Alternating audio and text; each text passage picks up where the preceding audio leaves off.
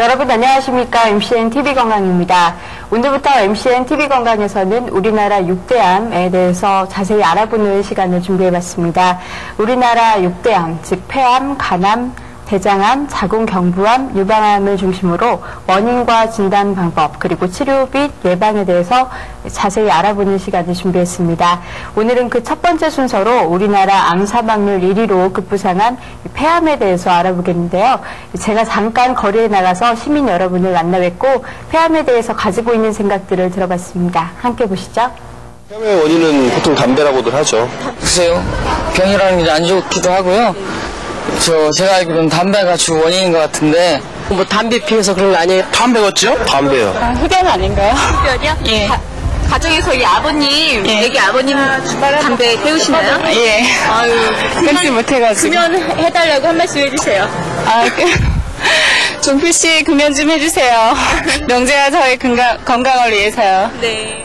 어떻게 보셨습니까? 많은 분들이 폐암의 원인을 담배라고 말씀해 주셨는데요. 오늘은 특히 흡연과 폐암이란 주제로 이 폐암에 대해서 자세히 알아보도록 하겠습니다.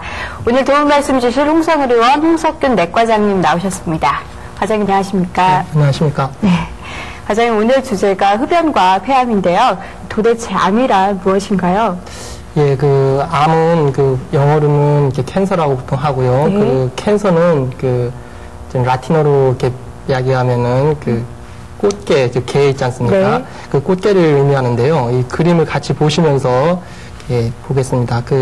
오른쪽에 있는 사진이 우리가 흔히 보는 게 사진이고요. 이 왼쪽 사진이 암을 이렇게 직접 사진 촬영한 건데요. 네. 이 잘 공통점이 있는데요. 이 주변에 이렇게 암세포가 있고요. 그 주변에 이렇게 신생혈관들이 암 주변에는 많이 발달을 합니다. 그 신생혈관에 해당하는 것들이 이 꽃게 다리 쪽에 해당하고요. 네. 이 몸통 부분이 이제 암세포인데요. 이 얘네들은 좀 보기에도 육안적인 소견도 좀 흉측하고요. 현미경 소견도 좀 흉측합니다. 암은 태생적으로 급격하게 성장을 하기 때문에 이렇게 주변에 신생혈관들이 풍부하게 발달해서 우리의 영양분을 뺏어 먹으면서 급격히 증식을 하는 것이죠.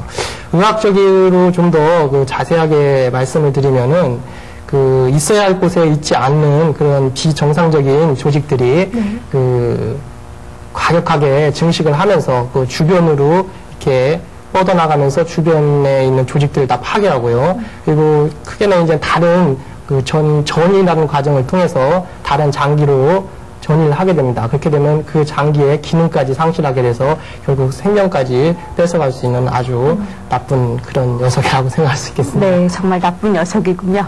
예, 그런데 우리가 암을 진단받으면 마치 사형 선고 받은 것처럼 정말 두려워하는데요. 왜 그런가요? 예, 불과 몇 해 전까지만 하더라도요, 암이다, 딱 당신은 암이요 하면은, 이제는 끝났구나. 이제는 네. 얼마 못 사는구나 하고 보통 환자나 보호자들이 자포자기를 많이 했습니다. 그게 사실이었고요. 그렇지만은 최근에 의학의 눈부신 발전과 조기 검진 시스템의 그런 도입으로 암을 조기에 발견함으로써 완치에 가까운 그런 성적을 보이고 있는데요. 그 외 가까운 동네 분들도 보시면은 위암으로 진단을 받고 큰 병원에 가서 수술하고 지금 10년이 경과됐는데도 건강하게 사는 사람들 그런 걸 보셨을 겁니다. 그리고 간암도 역시 마찬가지로 비록 간암이라고 진단을 받았지만은 경우에 따라서 수술도 할 거고요. 그렇지 못한 경우도 계속 항암제 치료나 특수 치료를 받아가면서 내 몸에는 암세포가 있지만은 약물 치료를 해가면서 마치 고혈압이나 당뇨가 완치는 안 되지만은 약을 드시면서 계속 우리와 함께하는 것처럼 이제 암도 만성병이 돼가고 있기 때문에요. 이렇게 판사가 죄수한테 내리는 사형 선고가 아니고 이제는 우리와 함께하는 그런 만성병화 되고 있기 때문에 크게 낙담할 필요는 없겠습니다. 무조건 낙담할 필요는 없군요. 예, 그렇습니다. 네, 과장님, 국내 암 환자 사망률 1위가 폐암인데요. 어느 정도 심각합니까? 예, 얼마 전까지만 해도 위암이 우리나라 국내 암 사망률 1위였었는데요. 이제 작년부터 통계에 따르면은 폐암이 국내 암 사망률 1위로 올라갔는데요. 준비하신 차트를 보시면서 설명을 해드리겠습니다. 국내 이제 암 사망률, 참고로 국내 암 사망률 1위가 폐암이라고 말씀드렸고요.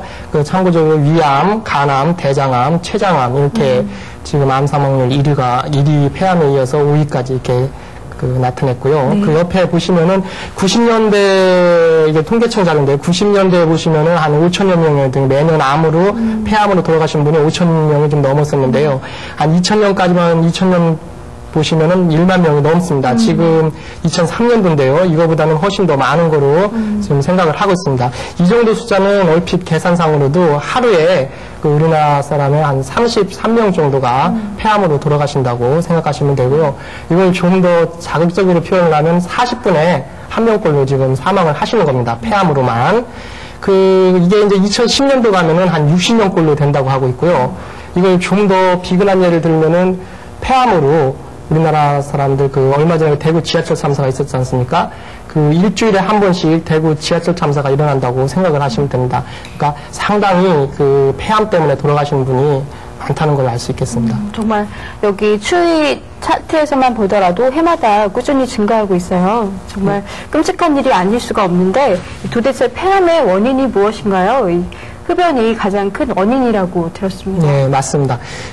폐암의 가장 흔한 원인은 흡연입니다. 흡연이 거의 폐암의 80% 이상을 차지한다고도 과언이 아니고요. 어떤 학자들은 거의 전적으로 90% 이상이 폐암의 원인은 흡연이다. 이렇게 설명을 하고 있는데요. 그림을 보시면은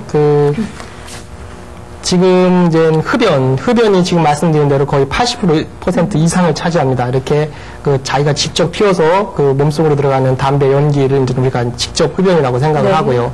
간접 흡연은 이제 담배를 아저씨가 피고 있는데 맛있게 그 옆에 있는 이 자녀들이 이렇게 입을 막고 있지 않습니까? 이 연기를 통해서 들어오는 이 간접 흡연, 이 두 개 다 합쳐서 이 흡연이라고 우리가 이제 얘기를 하고요. 그게 이제 80% 이상이 되겠고요.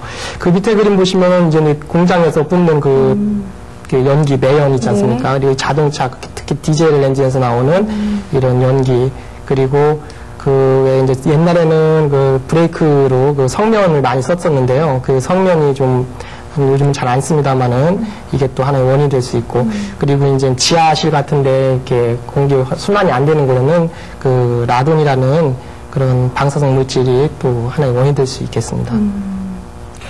담배가 몸에 해로운 것은 다 알고 있는데 구체적으로 어떤 성분이 있길래 그러한가요? 네, 담배가 몸에 해롭고 담배가 폐암을 발생시킨다는 것은 이미 1956년에 돌이라는 사람이 과학적으로 증명을 했습니다. 했고요. 그림을 보시면은 우리 우리가 흡연을 할 때 피는 담배에 한 4천여 종의 화학물질이 들어있다고 합니다. 그 중에서도 우리한테 이제 발암물질을 유발시키는 물질은 한 43종이 있다고 되어 있는데요. 이 그림을 보시면은 이제 담배가 이렇게 보이고 있는데요. 그 옆에 이제 빨간 글씨로 보이는 것들이 잘 안 보시겠지만은 여기 빨간색 그 발암물질인데요. 제가 부연 설명을 해드리면은 담배 속에 가장 강력한 발암물질은 이 벤조피렌이라는 겁니다. 이 벤조피렌이라는 가장 강력한 발암물질, 그리고 우리가 성면에 재료로 쓰이는 우레탄 같은 거, 그리고 이제 여자분들 매니큐어 지울 때 쓰는 아세톤 있지 않습니까? 그런 것도 들어있고요. 나프텔렌, 그리고 디메틸 디트로사민이라고 하는 이런 게 있고요. 그리고 또 놀라시겠지만은 담배 속에는 살충제, DDT라고 해서 살충제가 들어있습니다. 지금은 워낙 독성이 강해서 50년대 이후에는 생산도 안 하는 이런 DDT라는 살충제 들어있고, 무좀약, 좀약이라고 하는 나프탈렌, 그런 것도 들어있습니다. 이렇게 한 40여 종 이상이 들어있고요. 여러분들이 많이 아시는 거는 아무래도 니코틴, 그리고 타르가 있는데, 타르가 역시 발암물질이고요. 니코틴은 이제 중독성을 갖게 되는 그런 물질은 이미 알려진 사실이고 잘 아실 겁니다. 예. 정말 나쁘다 하는 것들은 다 모아둔 거네요. 예, 그렇습니다. 이 담배 피우는 사람들은 계속 발암 물질을 먹는다고 해도 정말 과언이 아닐 것 같아요. 그 옆에 있는 사람은 어떻습니까? 예, 사실은 이제 직접 흡연, 본인만 담배를 피워서 본인만 해가 되면 괜찮은데요. 간접 흡연이 지금 중요성이 대두되면서 지금 사회적으로도 금연 캠페인과 함께 금연구역 지정 확대가 늘어나고 있지 않습니까? 그것은 확실히 근거 있는 바탕에서 얘기를 드리는 건데요. 우리가 이제 간접 흡연, 즉 우리가 담배를 피게 되면 주리연이라고 해가지고요. 담배 연기가 사람 몸속에 들어가는 게 일부 있고요. 또 내뿜지 않습니까? 그걸 불이연이라고 하는데요. 그 불이연 속에 훨씬 발암물질이 더 많이 들어있다고 합니다. 그리고 불이연 연기는 입자가 훨씬 더 작아가지고요. 그 옆에 있는 사람의 폐수 깊숙이 침착을 하기 때문에 위험을 하고요. 그리고 이미 연구에서 밝혀진 바로는 그 직접 흡연도 중요하지만 간접 흡연, 즉 아버지가 담배를 피우시면은 그 자녀들은 천식의 위험률이, 소아천식의 위험률이 상당히 높아지고요. 그리고 남편이 그 담배를 많이 피우는 그런 아주머니들은 그렇지 않은 담배를 피지 않는 그 남편을 둔 사람들보다 한 30% 이상의 폐암의 위험률이 높은 걸로 되어 있고요. 더 심지어는 그 담배를 피는 사람이 그 심장병 위험률이 한 50% 이상으로 높은 걸로 되어 있습니다. 정말 흡연이 본인의 건강뿐만 아니라 사랑하는 가족의 건강까지 위협하고 있는 것 같아요. 예, 맞습니다. 얼마 전에 그런 게 생각이 나는데요. 저희 병원에 50대 아주머니로 기억되는데 그분이 기침으로 입원을 했었거든요. 그래서 검사를 했는데 결국 폐암이 강력히 의심이 되고 그리고 폐암으로 밝혀졌는데 이제 그 얘기를 하니까 나는 담배도 안 피우는데 왜 내가 폐암을 걸었느냐고 그렇게 항변을 하시는 그 아주머니 얼굴 생각나는데요. 자세히 물어봤더니 그러니까 남편 되시는 분이 아주 그분이 꼴초라고 하죠. 꼴초였고 친정 아버지께서도 폐암으로 돌아가신 걸로 봐서 간접 흡연이 여성들한테도 이렇게 치명적인 폐암의 위험성에 노출되어 있는 거라고 말씀드릴 수 있겠습니다. 이 담배 피는 기간이 길어질수록 폐암 확률도 높아질 것 같습니다. 어떻습니까? 네, 맞습니다. 담배 피는 기간과 담배 피는 양이 중요한데요. 차트를 보시면서 설명을 드리겠습니다. 지금 흡연 지수라고 하거든요. 저희들이 이제 흡연 지수라고 하는데 흡연 지수는 하루에 피우는 담배의 개비수에다가 흡연 연수를 곱합니다. 이거를 흡연 지수라고 하고요. 쉬운 일례를 들어서 설명을 하면은 보통 45세 남자가 하루에 담배 한 갑씩 20년을 피워왔습니다. 이런 사람의 흡연 지수는 얼마일까요? 이렇게 계산을 해보면은 이 공식에다 대입을 하면은 이 사람의 담배 한 갑은 우리나라에서 시판되는 담배 한 갑은 20개 피죠. 20개 피가 되겠고요. 그래서 20 곱하기 흡연 연수가 이 사람이 20년을 피워왔다고 하니까 20을 곱하면은 한 400이 되죠. 400. 근데 이제 의사들은 보통 팩 이어즈라는 말을 씁니다. 이 담배 한 갑 팩, 이어즈는 연도죠. 그래서 그냥 담배 한 갑 곱하기 20 해서 20팩 이어즈라고 하고요. 그러면 이런 사람이 폐암에 걸릴 확률은 비흡연자보다 얼마나 높을까요? 이거는 역학조사를 통해서 밝혀진 건데요. 한 20배 이상 이렇게 높은 걸로 되어 있습니다. 정말 위험한 것 같은데 이 흡연한 사람의 폐와 정상인의 폐가 어떻게 다릅니까? 예, 그림을 보면은 확연히 다른 걸 알 수 있는데요. 지금 흡연과 폐암, 해서 이 정상인의 왼쪽에 있는 이 그림이 정상인의 폐입니다. 정상인의 폐는 이렇게 약간 황금색을 띠면서 아주 표면이 깨끗한 그런 모습을 볼 수가 있겠습니다. 오른쪽에 두 거는 담배를 피워서 결국 폐암에 걸린 폐인데요. 이쪽에 보면 이렇게 노랗게 된 부분이 이게 절단면입니다. 폐를 절단한 면인데 이것이 암세포를 나타내고 있고요. 까맣게 되어 있는 거 있죠. 이것은 이제 니코틴과 타르가 침착돼서 이렇게 폐가 새까맣게 되는 것입니다. 어떤 학자의 보고에 의하면은 하루에 담배를 한 갑씩 1년 동안 꾸준히 피웠을 경우에 우리 몸에 쌓이는 타르가 한 종이컵으로 따지면은 거의 한 컵에 가깝게 몸에 쌓이는 걸로 되어 있고요. 일부는 물론 또 바깥으로 배출이 될 수 있겠습니다만은 그 정도로 계산하고 있습니다. 그러니까 10년을 피면은 종이컵으로 한 10컵 정도가 석탄가루, 식계형 석탄가루라고 이렇게 표현을 하면 됩니다. 그런 타르가 몸에 쌓이는 것으로 되어 있습니다. 정말 확연히 이렇게 다른 느낌을 받을 수 있는데 시청자 여러분 어떻습니까? 정말 이제라도 꼭 금연을 해야 하지 않을까요? 예, 맞습니다. 우리가 이제 담배 피는 사람은 달콤한 유혹에 빠져서 한 모금 빨아들이는데 주변에 있는 사랑하는 가족 그리고 이웃을 생각한다면은 당연히 담배는 끊으셔야 될 것 같습니다. 어떤 의사 선생님은 더 심하게 말하면은 담배는 결국 가족 동반 자살이라고 이렇게 심하게 말씀을 하는 경우도 있을 정도로 담배는 정말 악입니다. 마약과도 같은 존재와 같습니다. 과장님, 이제 증상에 대해서 알아봐야 할 것 같은데요. 폐암이 생기면 어떠한 증상이 나타납니까? 예, 차후에 말씀드릴 암에서도 마찬가지겠지만 일단 암은 조기에는 거의 증상이 없기 때문에 진단을 놓치는 경우가 있는데요. 폐암은 특히 아주 초기에는 특별한 증상이 없습니다. 그림을 보시면서 그 이해를 해보겠습니다. 그 폐암의 증상 거의 무증상, 증상이 없는 경우죠. 거의 많게는 한 15%까지, 5에서 15%까지인데요. 증상이 있다면 우리가 크게 세 가지로 나눕니다. 그 암 자체, 몸에 모든 암이 그렇듯이 암이 걸리면은 왠지 모를 그 피로감과 그리고 식욕 부진, 그리고 무기력해지고 체중이 감소하는 그런 경향을 보이는데, 이건 꼭 폐암이 아니라 다른 암에서도 흔히 겪게 되는 거고요. 이제 폐암과 관련돼서 나타나는 증상들을 보시면 감기도 안 들렸는데 3주 이상의 지속되는 기침을 보이고, 또 기침할 때 피가 섞이는 경우가 있습니다. 객혈이라고 표현을 하죠. 그리고 이제 호흡곤란이 좀 생기고, 흉통, 가슴에 좀 답답하고 통증을 느끼는 경우가 있고, 목소리가 쉰다든지, 좀 더 심하면 이제 암 때문에 그 안면 부종까지 생기는 경우가 있습니다. 그리고 이제 이 암세포가 더 이제 발전을 해서 그 전이, 아까 전이라는 과정을 겪는다고 했는데요. 전이를 하게 되면 이렇게 폐암은 뼈에 잘 전이를 합니다. 척추에도 많이 해서 허리도 아플 수 있고요. 이렇게 골통, 그 뼈의 통증을 호소하게 되고요. 또 폐암이라는 녀석은 머리에도 잘 전이가 되거든요. 그렇게 됨으로써 그 뇌종양 때 느끼는 그런 두통이라든지 구토, 어지러움증, 또 폐암이 이제 그 늑막에 물까지 차면서 그 호흡곤란을 더 가중시키는 그런 양상을 보이고 있습니다. 이 폐암의 증상 중에 하나인 그 뼈의 통증을 일으킨다고 하시는데, 어깨가 아파도 흡연을 의심해 봐야 할까요? 예, 그 아주 좋으신 질문인데요. 그 흔히들 50견이라고 해가지고 그 어깨가 아프면은 50견이다, 물리치료 받고 그 또 진통제 드시고 그런 분이 있는데요.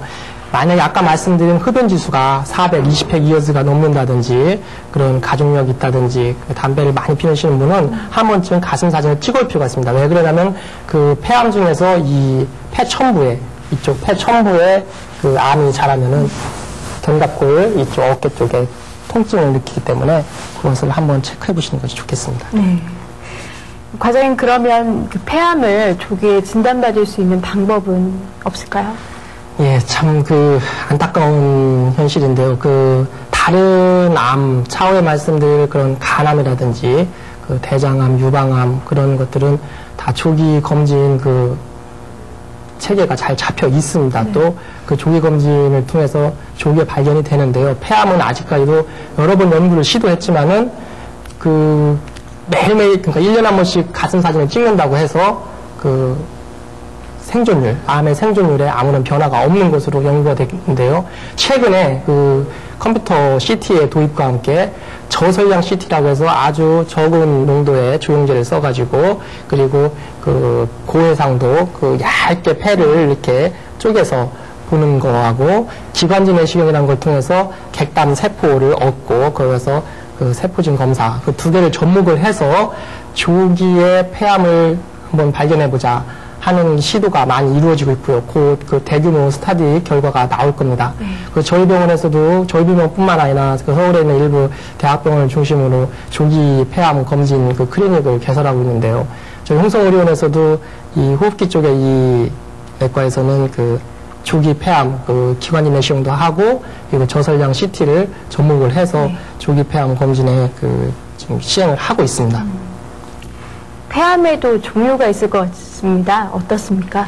예, 그 폐암의 종류는 이제 크게는 그 폐암 자체, 그러니까 폐 속에서 자라나오는 그 폐암과요, 그 다른 장기, 뭐 위암이라든지 간암, 대장암에서 올라오는 전이들은 전이성으로 나눌 수 있겠는데요. 오늘 설명하고자 하는 것은 폐 자체에서 생긴 그 폐암을, 원발성 폐암을 설명드리고자 하고요. 그 원발성 폐암에는 그림을 보시면서 설명을 해드리면은, 우리가 크게 그 폐암의 분류에는 그 비소세포 폐암과 소세포 폐암으로 나누고요. 그 비소세포 폐암은 그 편평상피세포암, 선암, 대세포암 이렇게 세 개를 하나로 묶었고요. 그 소세포 폐암은 독립적으로 이렇게 표현을 하는데요. 유병률에 보면은 거의 비소세포 폐암이 한 65에서 많게는 75%고요. 소세포 폐암은 15에서 30%를 이렇게 나타나고 있는데요. 그 왜 이렇게 두 개를 같이 이렇게 분류를 했냐면요. 편평상피세포암은 뭐 폐 중심부에서 잘 생기고, 선암은 그 폐 첨부에, 그 첨부나 그 바깥 주변부에서 생기진 않은 그 치료 방법은 비슷합니다. 그렇지만 소세포 폐암은, 모든 소세포 폐암은 수술하는 것이 아니고요. 그 항암 치료나 일부 방사선 치료를 통해서 그 치료가 되는 거고요. 비수세포 폐암은 수술할 수 있으면 수술을 하고 방사선 치료나 뭐 항암 치료를 접목할 수도 있습니다. 중요한 것은 이 두 개를 확연하게 조직 검사를 통해서 구분을 해야만이 치료 방법이 확 달라지고요. 예후도 다릅니다. 비수세포 폐암은 보다는 소세포 폐암 예후가 극히 불량을 해서 소세포 폐암 같은 경우는 진단을 받고 치료하지 않으면 3개월 내에 사망하는 그런 경우를 볼 수 있겠습니다. 소세포 폐암이 그 기관지의 그 중심부에서 자라는 그 중심부에서 자라서 객혈도 자라고 그 기침도 많이 나는 그런 암입니다. 지금까지 폐암의 종류에 대해서 알아봤고요. 과장님, 폐암은 어떻게 진단하나요? 예, 역시 그 암은 조기 진단이 중요하다고 했고 또 진단이 중요하겠습니다. 그 폐암은 꼭 조직 검사를 꼭 뒷받침이 돼야 치료의 모달리티 방법이 선택되기 때문에요. 그 진단이 매우 중요한데요. 진단은 두 가지로 나누고 있습니다. 그 어떤 영상학적인 CT나 뭐 엑스선 촬영을 통한 영상학적 진단과 그리고 그 조직학적 진단을 알 수 있는데요. 그림을 참고로 해보겠습니다. 그 폐암의 영상진단법이라고 해서요. 그 일단 우리가 가장 흔히 촬영하는 손쉽게 치울 수 있는 단순 흉부 엑스선 촬영. 이것은 이제 그냥 우리가 흔히 그 아무 의원이나 병원에 가면은 그 찍는 사진입니다. 이것은 작은 병변은 안 보이고요. 지금 이렇게 커다란 그런 혹이 났을 때 우리가 알 수 있고요. 1cm 이하는 발견하기 어려운 걸로 되어 있습니다. 그래서 이제 의심이 가는 사람들은 이제 CT를 찍게 되는데요. 그 흉부 컴퓨터 촬영을 통해서 이렇게 정확하게 위치와 그 병변을 확인할 수가 있겠고요. 그 최근에 이제 그 페트라는 검사를 하는데요. 아까 잠깐 소개드린 암은 주변의 신생혈관을 가지고 우리 주변의 영양분을 빨아먹는다고 했지 않습니까? 그래서 대사가 활동이 아주 활발합니다. 그걸 이용해서 그쪽으로 그 특수 물질이 양자라고 하는데요. 그 업테이크 되는, 즉, 그, 흡착되는 그런 걸 보고 아주 미세한 병변까지 진단할 수 있는 방법이 되겠습니다. 그리고, 조직검사가 꼭 필요하고요. 조직검사에 따라 치료가 확연히 다르기 때문에요. 조직검사는 이제 객감, 우리가 흔히 그냥 환자 보고 아침에 가래를 뱉어서 와라. 그런 방법이 있겠고요. 여기서 이렇게 진행된 암이나 아까 소세포 폐암 같은 경우는 간헐적으로 이렇게 암세포가 발견되는 경우가 있고요. 그 기관지 내시경이라고 해가지고요. 저희 병원에서도 많이 시술을 하고 있는데요. 위내시경처럼 기관지 내시경은 폐 속으로 들어가는 겁니다. 기관지를 따라서 들어가서 거기서 가래도 흡입해내고 병변이 있으면 조직 검사도 하고요. 그리고 이제 기관지 내시경이 접근될 수 없는 그 대부분의 아까 선암이 그런데요. 폐 선암이 바깥쪽 폐의 가장자리에 있는 것들은 우리가 바깥에서 그 컴퓨터 촬영 CT나 초음파를 보면서 얇은 주사기를 찔러가지고 직접 조직을 이렇게 채취하는 그런 방법이 있겠습니다. 네. 과장님, 암에는 병기가 있다고 하던데요. 그 폐암은 어떻게 병기를 나눌 수 있을까요? 예, 그 암에 있어서 병기라고 하는 것은 병의 진행 정도고요. 매우 중요한데요. 병기 결정이 중요한 이유는 그거에 따라서 치료의 방법이 달라질 수 있고요. 그리고 환자 예후가 달라지기 때문에 매우 중요한 것입니다. 폐암에 있어서 병기는 그림을 보시겠습니다. 네. 그 폐암의 병기는 보통 모든 암은 그렇듯이 1기부터 대략 4기로 나눕니다. 그 1기는 지금 보시는 이 녹색으로 이렇게 그림이 암세포라고 암의 병변이라고 생각하면 되겠는데요. 폐는 그 우측과 좌측이 우측은 3개 옆, 이렇게 3개 옆으로 나누고요. 좌측은 2개 옆으로 나누는데 보통 1개 옆을 침범하면서 크기가 한 3cm 이하인 경우 그런 경우가 1기가 되겠고요. 거의 조기 폐암에 가깝겠습니다. 그리고 2기는 이제 암세포가 3cm가 넘을 수도 있겠고요. 그렇지만 얘는 이제 임파절, 이런 이 폐 주변에 있는 임파절에 침범을 한 경우고요. 같은 폐 쪽에 동측에 임파절에 침범을 한 경우를 보이겠습니다. 3기는 그 크기가 5cm 이상일 수도 있겠지만은 더 중요한 것은 반대편 종격동으로 그 이 노랗게 보이는 게 임파선을 얘기하는 건데요. 임파절 침범을 보인 경우입니다. 그렇거나 아까 말씀드린 주기관지를 침범을 해가지고 그 이런 진행된 정도를 그 3기라고 표현을 하고요. 4기는 타장기로 일단 원격 전이가 되면은 4기라고 볼 수 있고요. 그리고 그 반대편 폐로 전이된다든지 간이나 뇌로 이렇게 전이가 됐을 경우에 그런 경우에 이제 우리가 4기로 이렇게 표현을 하고요. 늑막에 물이 차는 경우도 암세포가 발견이 되면 4기라고 볼 수가 있겠습니다. 네. 그러면 수술은 언제 할 수 있습니까? 예, 그 폐암에 있어서 수술은 결국 그 1기부터 3기까지 가능하긴 하는데요. 통상적으로 1기나 2기에서 가능할 수 있겠습니다. 이 그림에서도 보시면 알겠지만 이쪽 아주 병변이 조그맣고 한쪽 옆만 이렇게 침범이 되면은 그 로벡톰이라고 해서 한 옆만 이렇게 절제를 하면 되겠습니다. 그렇지만 통상적으로 2기 정도에 들어가면은 결국 임파절을 침범을 하기 때문에 한쪽 폐를 전체를 전절제수를 하고 그 이 임파선에 퍼진 암까지 제거를 하는 경우가 되겠습니다. 요즘은 수술법의 발달로 3기 초기에도 일부 수술을 하는 경우는 있겠습니다. 네, 지금까지 폐암의 증상과 원인에 대해서 알아봤습니다. 다음 이 시간에는 폐암의 치료 방법 등에 대해서 자세히 알아볼 테니까요. 놓치지 마시고 꼭 시청 바랍니다. 과장님 오늘 도움 말씀 감사합니다. 감사합니다. 네.